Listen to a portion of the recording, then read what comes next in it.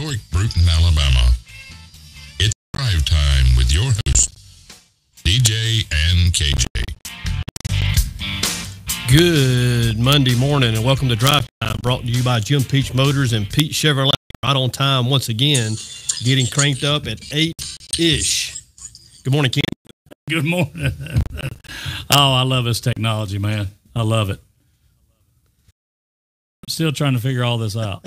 Yeah, mine's a little slow to lock in as well, but we're glad to be here. Glad you're going to the first part of your morning with us also. A lot of things going on in and around the area through the weekend. How about this? So we're in a shadow over here this morning too, by the way. So camera angle we're going with? Oh, I changed it. Okay. Yeah. Mine's just a little It's slow. just I'm with you. Yeah, a lot going on around the area. Probably the eighth in the weekend locally anyway. It's how about those Lady Tigers for T.R. Miller playing undefeated Clark County in the sub playoffs and beating them by 30. Yeah, pretty impressive win, I'd say. That is, and what are they? The only undefeated team in the state now? Is that right? They are. They of course play their nemesis Hillcrest Evergreen Wednesday at 12:30. That game once again over in Dothan for the regional finals. The winner of that game will advance to Birmingham and be a part of the Final Four. So that'll be an exciting time for the Lady Tigers. And I think I understand that the kids in the schoolhouse are going to be excused if they choose to travel over and support their schoolmates. And I hope they have a big Tiger folks going over to cheer on the Lady Tigers. That'll be exciting. Yeah, well, me too. And anytime that we can support what's going on, that's always a good thing. Good crowd early this morning. Taylor Zimmerman, Sharon Allen, Kathy Tolan. Good morning, Kathy. Sarge, Rebecca. Good morning to each of you. Judy Smith, Nelson in the house as well. Good morning to each of you. And of course, if you haven't noticed the backdrop being a little different, we are back at the Ford store this week. We'll be over here each. Yes, that's correct. And I just hope this thing will keep doing what it's supposed to. Right now, it doesn't look like it is. But hey, we're trying anyway. Good morning, Danielle. Danielle Daniels in as well. Good morning to you also. Also got a big show coming up Wednesday night there from the bowl behind David's Catfish, kind of premier edition of kicking off the baseball season. Going to have a lot of the area coaches. Going to bring some players as well. Looking forward to getting a preview from them. The county tournament here in Escambia County will get started on Tuesday night, so we will have a little bit of action. But look forward to catching up with the coaches and the players on Wednesday night. I think we have commitments from Atmore, Flown, V.S. Neal, J.U. Blacksher, Coach Blacksher here with Coastal Alabama Community College is going to be in as well. Academy is going to be here. I think XL's coming. Still looking to see if T.R. Miller is going to participate. Hope they do as well. But it's going to be a fun night Wednesday night there at the Fish Bowl behind David's Catfish. Make plans to be with us live there. That program will start at 7 o'clock. And, of course, that'd be the place to take it in. But if you're unable to attend, we'll be streaming that as well. So look forward to you Wednesday night. That's going to be a lot of fun. Yeah, it's going to be a lot of fun, and look forward to having a big time with that. I'll tell you, I just went through. There's Rhett Joyner and Ken Douglas and James Peach, Smith, Brenda Portwood, Booker, Christina, what's going on? Paula Bowling in, Rusty McInvale, JoJo Luttrell, Miss Carol in this morning. Hey, Karen Mann, and Tim Cook, Rachel Ivy. Good morning, Rachel. Say Cap. Yeah, we understand. You got to do what you got to do. Cheyenne Taylor, Cheyenne Robinson in, Matt Knoll, Michael Carey, old Bud man from way back in the day. Nellie Rock, a lot of fun. Lisa Finley Hart, a lot of people in there this morning. There's Terry Lucas. Good morning, Terry. Adam Manasco. He loves baseball. Go Cubbies and TRM. So, yeah, that's right. There's there's Mama, Miss Karen Stokes Jennings in this morning. She is. Good morning, Mom. Yeah. My cousin Jeff Wilson in as well. Wheezy Joyner in. Etheridge, Zangus, Z-Man got out the golf sticks this week. That he bled them up pretty good in Atmore. Hal Whitman in also. Raj Templeton in. Good morning to each of you. You mentioned Booker being in with us, and what a splash JoJo had in his collegiate debut this past week. Kansas State coming on in relief there in the last inning, faced 3 hitters, threw 11 pitches, 2 strikeouts, and a pop-up. That's a heck of a way to get your collegiate career started against a Power 5 opponent like Kansas. super proud of JoJo and what the future holds for him. Hunter Britton on the trip as well. Not sure that Hunter got to play this weekend, but he's going to be a name you're going to hear from in the future as well. Excited to follow both those guys. And, of course, another one of our guys, Tyler Joyner, just doing what he does.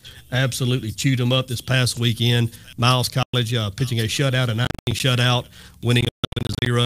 And Tyler Joyner, whether you know it or not, or whether you follow baseball, he's one of the best pitchers in this country at the collegiate level, and I'm so proud of him, and we'll continue to follow him and support him and cheer for him throughout the season also. So congratulations to a lot of our young folks getting it done on the baseball field. Have some ladies out doing it in softball also.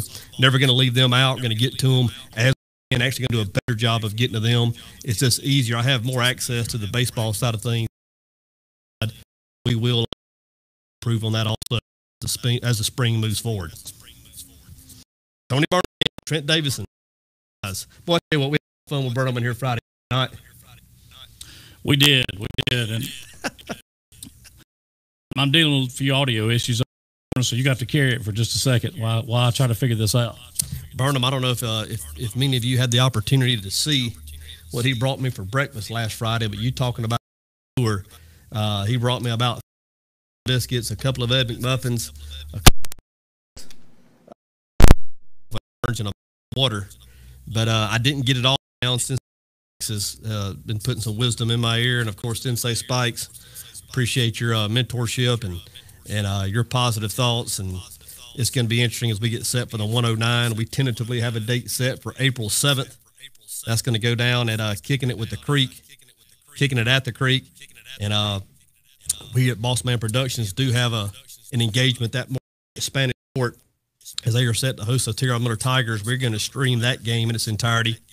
That game, I think, is set to tee it up at 11 o'clock. We'll try to get back, and Tony, of course, his daughter plays softball, and they may or may not be playing somewhere that day, but we're going to try to make that happen Saturday afternoon there at Kicking It at the Creek, put on by the Chamber of Commerce. So that's going to be a lot of fun, and look forward to whipping his tail 109 steps at a time. Good morning, Weezy. Glad you're in with us. Hope your weekend went well. Once again, the baseball and softball seasons locally getting underway this week. The county tournament on the baseball side of things set to kick off at Tierra Miller High School starting tomorrow. Flomaton and Tierra Miller will be in action. Of course, Dennis Neal and Atmore. I think we lost it. Okay.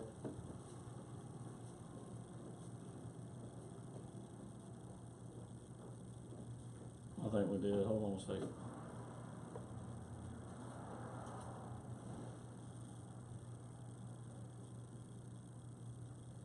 My stream's still running on drive time. Is it? Yeah. Okay, we'll keep going. Go ahead with it. All right. We fighting a couple of technical difficulties. We appreciate your patience with us. This is always kind of a fluid situation, getting all the wires hooked up just right, and I can assure you that Ken has no help when it comes to that, not from me anyway. So I appreciate your patience with us. We're trying to get everything squared away. Yeah, Jeff Wilson's confirming that we're on. Tony's confirming that we're on. Yeah, okay, so we're good. Should be good, at least on the Drive Time Facebook page. Anyway, Marshall Bracken in as well. Good morning, Marshall. Thank you, Miss Kathy. Getting things squared away here at the Ford store. I tell you, if we could ever get to a place where we could set this stuff up and leave it, we'd be miles ahead. But we've been in a fluid situation since our inception, have we not, Ken? Yes, we have. Yes, we That's have. just the way we roll. That's just how we roll. That's how we. We wouldn't have it any other way. Once again, February 19th, President's Day. All the kids out of school. I think most of the government offices closed as well. Those of you that are getting to enjoy a 3-day weekend, congrats. Hope you take full advantage of it. I think the weather is going to be nice for outdoor activities anyway. It certainly was over the weekend. Just a great weekend weather-wise in terms of getting outside and whether it's working in the yard or getting the young ones out and knocking the rust off. My daughter Lindsay and I did just that, getting the softball stuff out, trying to get up. Speaking of softball, local leagues ongoing as we speak at the YMCA on the Bruton side of things. And in East Bruton, you can contact Joey Shell or Greg Dawkins, and they'll get you pointed in the right direction, get you squared away. Make sure you get our young boys and young girls signed up, worthwhile programs. Have a lot of fun at the ballpark, see a lot of friendly faces, and while you're there, always, and I mean always, remember to visit that concession stand. Take you a $5 bill, support the concession stand. That is oftentimes the lifeblood of these programs, and that support is greatly appreciated. Yes, Tony, T.R. Miller basketball, the Lady Tigers are set to play this Wednesday in the regional finals. They will be going up against Hillcrest Evergreen. Those young ladies know each other very well. I think they've already played over the last 3 years 10 times. This will be their 11th meeting. So another good game between those two teams set to take place this Wednesday at 12:30 in Dothan. If you have an opportunity or have some days from work that you can take off, it might be worth your while to take it over to Wiregrass and support the Lady Tigers. And if not, try to make plans to get to Birmingham. If T.R. Miller were to be victorious, they would advance there to the final times for the Lady Tigers. I think they ran their record to 29-0 with the big win over Clark County this past Friday night. So looking forward to following them as their magical season continues. Gucci in. Good morning, Gooch. Nick Etheridge as well. Lisa Weaver, Lauren Yoder all in. Cindy Fleming. Good morning, Cindy. Tony, not sure about our broadcast. We're going to make plans to go and bring the finals to you if and when we make it. Per state regulations, we cannot bring the video, but we're probably going to get up there and do the audio. And I think we can find some support to make that happen. Yeah, I don't know. I don't know what's going on with these audio issues this morning. Something is crazy. It's not working just right. So anyway, yeah, we'd like to try to bring some of this stuff to you. Tony says he's getting some reverb. We understand that. Yeah. Leave it to him to point it out, right? Rodney Williamson, yes. My guy, in this morning. Good morning, Rodney. Elisa Finley Hart in from the wharf. Good morning to you too, Elisa. Good beach weather. I imagine the wharf will be a happening place on this President's Day. A lot of folks out on vacation. I'm sure that'll be a destination of many daytime travelers. Tell you one thing I want to mention just a little bit and talk about. Of course, obviously, we had the tragic shooting in South Florida there at Parkland last week. And, of course, 17 lives lost there, educators, children alike. And you can't say enough prayers, and your heart can't break enough for the people and the families that are going through that. And I've seen some of the different discussions on Facebook locally, and everybody has their opinion. Everybody has points. And I think the important thing to recognize here is there's good points made on both sides, where you're for gun control and to what extent you are, or maybe you're not. But I think that when we recognize that it's a hot button topic, that we might, the smarter play might disagree and move past it. I think the last thing we need is become divided as a community, become divided as a country. I think those that have ill-fated agendas want just that, and I hope that we are smart enough as a Christian-based community to recognize that and stay away from that. I think that can become divisive. I've seen a little bit of that on Facebook over the weekend, and we certainly don't need to fall into that trap. Yeah, and the main thing about that is everybody's going to have their own opinion of what right is or what's right not. And there's really nothing. I mean, I'm not saying that one opinion is better than the other or the other opinion's not as good as the other. But anytime that you start talking about taking any type of right away from anyone, I don't really care what the issue is. That's a big conversation to have, not something that's going to be solved just that fast. Well, you're certainly not going to solve it on Facebook. I think Facebook does serve a great purpose in terms of, us being able to follow each other and keep up with each other and reconnect and things of that nature. But in terms of following and discussing and solving serious problems, it's probably not going to happen in that forum. No, I mean, I don't think so either. And, the more that, the more that you recognize that, of course, I mean, look, Facebook does serve a purpose and a place and all that kind of stuff, but no, you're not going to solve those types of problems on, battling it out there. I mean, and don't get me wrong. Let me say this. I don't care who you are or what you do. If you're a bad guy, if you're an evil guy, Shane Spikes wrote a post last week about this, and I couldn't agree more. if you're a bad guy or person with bad intentions, guess what? It's not going to matter. It's locked. It's not going to matter. You're going to have to do whatever these people are going to find a way to get guns. I mean, listen, they passed the narcotics drug laws back in 1902, I think it was, making cocaine and heroin and all that public enemy number one. Would you say that cocaine and heroin problem is as bad today as it has ever been? Probably worse than it's ever been. Okay, so by knowing that, what are we doing? I mean, and I'm not taking a side on this. I'm just saying, what good are we doing to start talking about gun laws and all this stuff? The drug laws haven't worked. I mean, let's be honest about that.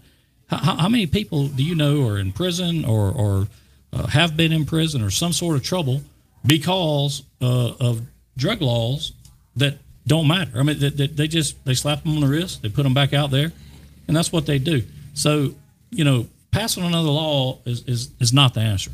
Well, it's almost impossible to plan for every variable that can take place, whether it's a horrific disaster like we had down in Parkland, or if it's a natural disaster. And I'm not necessarily comparing one to the other, but it's impossible to plan for everything. And you just mentioned it, and you and I were talking about it last week. If you're a bad person with bad intentions and you have a plan, then you become a real problem, and a problem that you can't really plan for. All you can really do is react and train and hope that if and when it goes bad, that you can keep damage or loss of life to a minimum. We talked about here locally with our school system. As a parent, I drop my daughter off every day, just like a lot of us do, and I'm pretty comfortable with the fact that our school system has planned and drilled and trained for a similar situation. Could more be done? I'm sure. Could you take even more extreme measures? I'm sure you could. But when I see or if I see Lane Harrington, or if I see the young lady out there that's on Douglas directed traffic, who's a police officer as well, Officer Lane, I feel very comfortable that they are there to care and protect those children, and will do whatever it takes to do just that. But as far as putting one officer per each student and having everybody having a personal bodyguard, anything short of that, I don't know what else you could do, to be honest with you. Well, I don't either. And I don't know how that, unless you somehow find the money to post up an armed security guard every 30 yards or so around the perimeter of every school in this country, which is going to cost millions and millions and millions and millions of dollars. And I'm not saying that it might not have to come to that. Right. I know there's a lot of people that won't agree with what I'm about to say, but I'm not sure there shouldn't be a metal detector at every entrance of every school in this country. And I realize that people can jump fences and all that kind of stuff. I do, but I also realize that there are people that some of these tragedies have happened with people walking through the front door of the school, or some door of the school, and so it's there's a lot of things that can be done, and a lot of things that need to be done.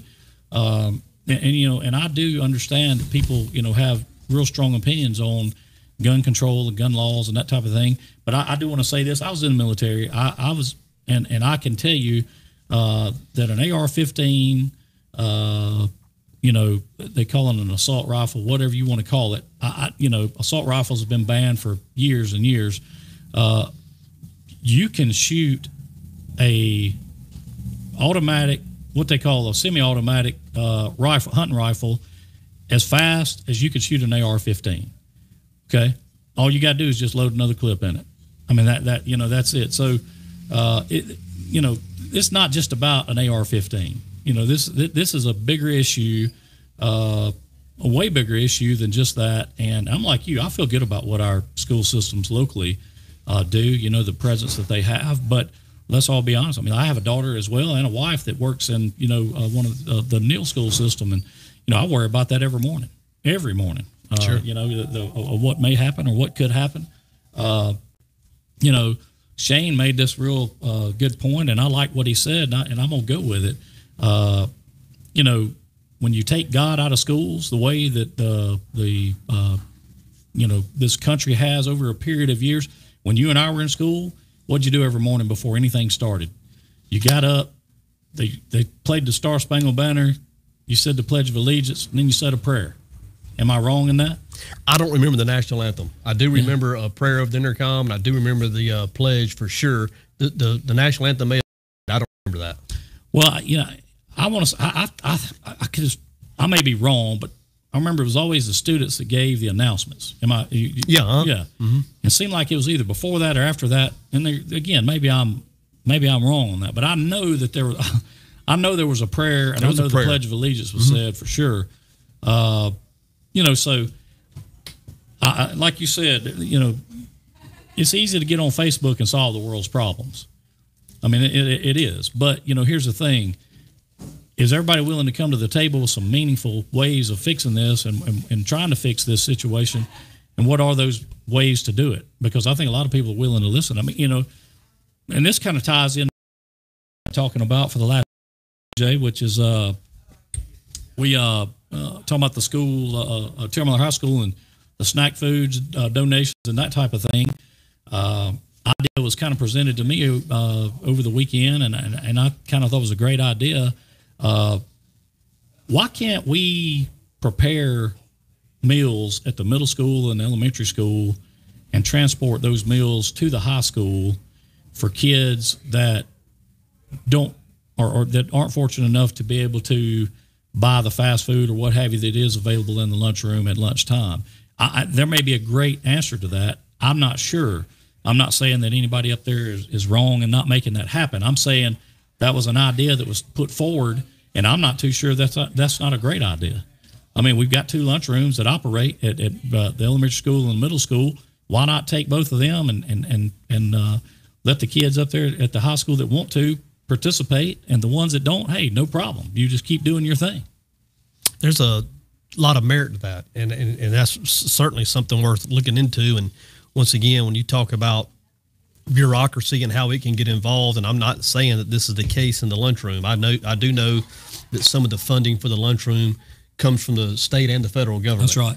And I can tell you this goes back to my EMA days, and you talking about being asinine and making no sense at all. When Hurricane Ivan came through, and of course we were just wiped out, and surrounding counties as well, as federal resources came in, a couple of these reefer trucks with ice were some of them. And I remember having a reefer truck of ice down in Atmore staged. This is maybe a week and a half after the storm. We were back up. It was no longer a need. We didn't need any ice, and there were some folks across the state line in Mississippi that needed it. There a rural county there that was still out. They were still suffering. They were still in they were still in response mode.